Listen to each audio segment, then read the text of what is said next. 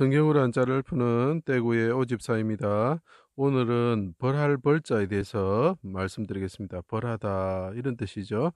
자, 여기 보면 말씀 원자가 있고 칼도자가 있고 그 다음에 거물이 있습니다. 거물과 칼이 있고 그 다음에 부르짖는다 이런 뜻이 있죠. 그죠? 근데 이것이 왜 그러면 벌할 벌자가 될까요? 자, 이것을 말씀드리겠습니다. 자, 하나님의 말씀이 육신이 되어 임하실 때 대적이 비밀이 친 그물과 대적의 칼과 칼은 보통 십자가겠죠. 자, 보십시오. 하나님이신데 뚫으셨고 하나님이신데 갈고리에 걸리듯이 휘장이 걸리셨다. 그분이 이위 하나님이라는 거죠. 자, 그 대적의 칼은 뭐겠습니까? 십자가죠. 자, 비방하는 혀의 칼로, 말의 칼로, 비방하는 칼로 치고, 자, 여기 보면 칠도처와 같은 의미가 됩니다.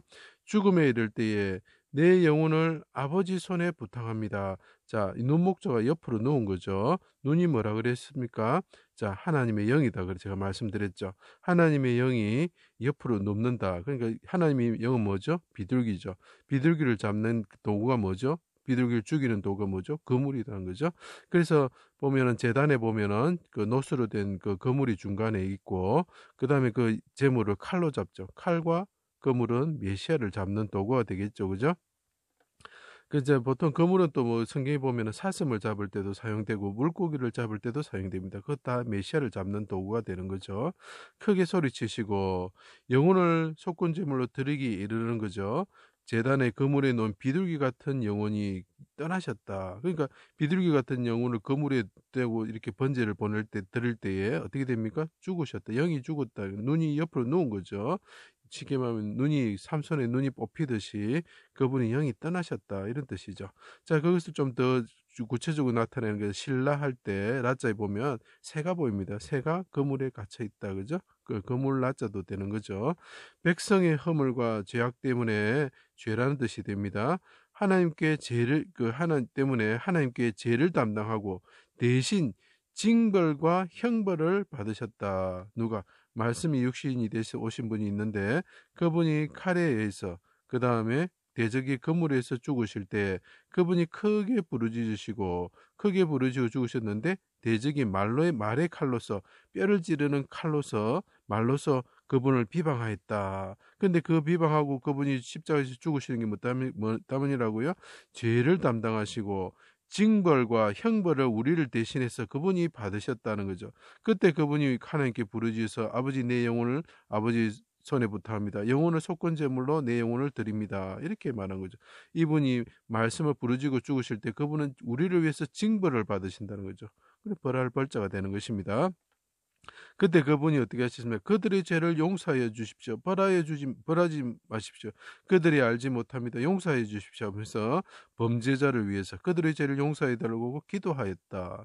그분이 십자가에서 달리셔서 크게 부르짖으면서 영혼을 맡기면서 그물에 있는 그 제물처럼 그분이 되시면서 칼에 죽으시는 제물처럼 되시면서 하나님께 징벌을 받으셨다. 그런데 그분이 우리를 위해서 기도하셨다. 이런 뜻이 되겠죠.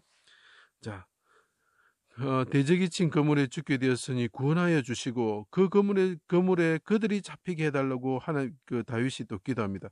자, 그분이 십자가에서 죽으실 그물에 잡혀서 죽으실 때 또 그분이 하나님께 아뢰면서 아버지 구원하여 주십시오. 그리고 그 그물 대적이 그물을 친 것처럼 그들에게 그물을 쳐 주십시오. 벌하여 주십시오. 이렇게 이야기하는 거죠. 전에 대적의 칼과 그물의 영혼이 떠나시는 분이었는데 하늘에 오르시면 어떻게 됩니까? 입에서 좌우에 날숨금이 논다. 자, 이게 그 말씀 문자가 필요한 겁니다. 말씀을 하시는 분이 있는데 그분이 입에서 어떻게 된다고요? 칼이 나온 분이 됐다. 그분이 그물에 그 죽게 됐을 때 그물로 그 대적을 멸하시고 그다음 그물에 걸리게 하시고 그다음에 그분의 입에서는 칼이 나와서 대적을 멸하시게 되는 거예요. 입에서는 좌우에 날숨금이 나와서 대적을 멸하신다. 그래서 제일 처음에 골리앗이 칼을 가지고 있었지만 나중에 어떻게 됩니까? 다윗이 칼을 뺏어서 대적의 머리를 치는 거죠. 그죠? 자, 분노는 심판장의 칼의 형벌을 부르나니 이렇게 표현을 하고 있습니다. 자, 그래서 입에서 나오는 칼로 그리고 대적이 했던 그 거물로서 하나님께서 다시 벌을 하시게 된다는 거죠. 그래서 여기서 말하는 게 있습니다. 십자가에 달리신 우리 하나님이 있으시죠. 뚫리신 하나님이 있는데 갈고리처럼 휘장이 갈고리에 걸린 것처럼 십자가에 달리신 분이 있는데 그분이 부르짖으시고 죽으셨는데, 대적의 그 거물과 칼에서 죽으셨는데, 그분을 믿지 않게 되면 어떻게 되냐면 그분께서 우리에게 우리가 죄를 용서받을 수 있는 기회를 주셨습니다. 그렇지만 그분을 믿지 않게 되면 그분이 다시 오실 때에 어떻게 됩니까? 그 입의 칼로 대적들을 멸하여 버리시는 거죠. 그래서 그 거물을 치시고 멸하여 버리는 겁니다. 그래서 그분께서 다시 벌하러 오실 때가 되었다는 거죠. 지금 세상이 돌아가는 걸 보면 예수님 오실 날이 멀지 않았습니다. 입술에 칼이 놓으시는 분, 좌우에 날성검이 놓으시는 분, 우리 영과 골수를 쪼개시는 분, 그분이 오실 날이 멀지 않았습니다. 그분이 벌할 날이 멀지 않았습니다. 곧 예수를 믿으시고 이 형벌에서 벗어나시기를 간절히 부탁드립니다. 제 강의를 들어주셔서 감사합니다.